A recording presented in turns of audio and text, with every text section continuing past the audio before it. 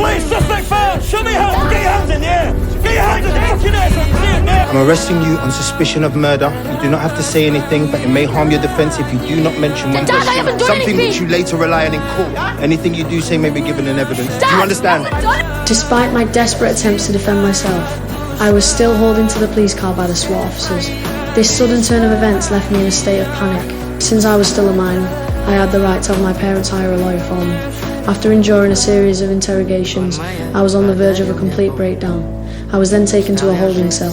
At this point, my parents had also arrived at the police station. However, since they didn't have access to a familiar lawyer, they had no choice but to accept the free attorney provided by the police station. When they learned that I had chosen my father as my accompanying adult to participate in the interrogation, he agreed without hesitation. After briefing them on some important matters, my parents were left to wait in the waiting room for further notice. They firmly believed that their child had not committed murder. For an ordinary family that had never set foot in a police station, such accusations clearly exceeded their comprehension. Finally, during my medical examination, my father stayed by my side throughout the entire process. Following our lawyer's advice, we refused the police's request to examine my phone.